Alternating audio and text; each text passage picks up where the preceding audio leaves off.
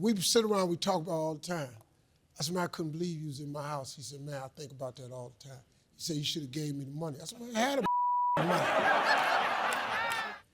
I was homeless for a while, right? I finally messed around, got some money in 96.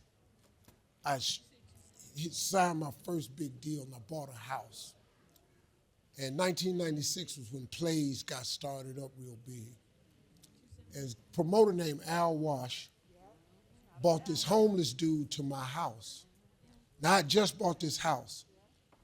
They didn't know it. They thought I was balling because I just bought this house. I had $1,700 left after I bought this house. This promoter named Al Wash bought this homeless dude to my house named Tyler Perry. And Tyler sat in my office going, man, you got a nice house.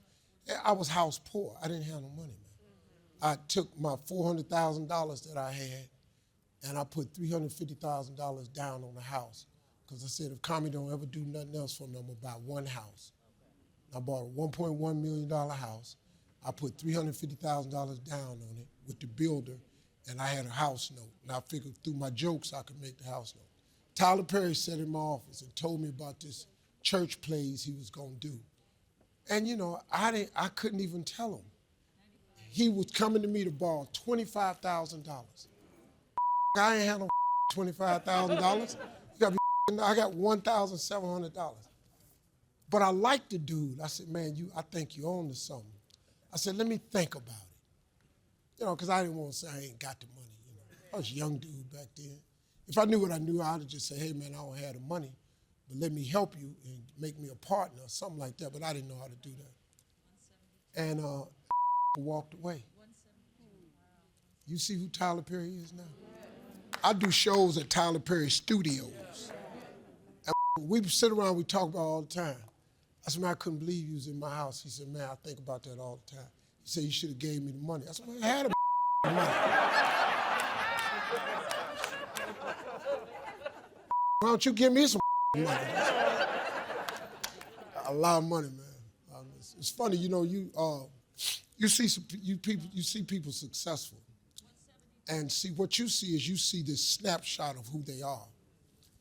What you have to focus on is to how they got there, because that's the story that you can relate to. You can't relate to Tyler Perry as he is today. But if you knew he was sitting in my house when he was homeless, needing $25,000, that sounded a lot more like you than owning Tyler Perry Studios. That's why it's important, man, I feel when people become successful, that they become transparent and open up the real truth of themselves. I can't stand it when rich people stand in front of people talking about, you know, you can buy a house with no money down and follow me and I can show you how to get rich. No, you can't. And you can't buy no house with no money down. You might be able to buy a house with no money down, but when you get the closing, you're gonna need some money, man. They don't tell you that. But you know, they sit up there and they don't tell people the truth.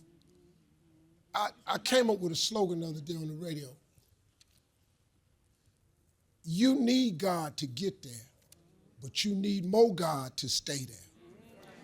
If you have any aspiration for success, you got to get some God. Now, let me tell you something. You can try it without him, because I did that. You can try to make it without God. You might even get some measures of success, but you ain't going to be able to stay there, man. You've seen it many times. A lot of people hit it. You know, I did this on my own, Illuminati, that you can't hold, man. You need God. I'm just telling you real.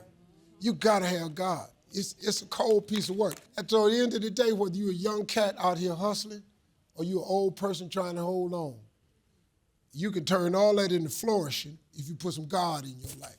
That's all to it. And I'm just an old street cat telling you this here. And I don't even know nothing about 5 scriptures. Ta-da!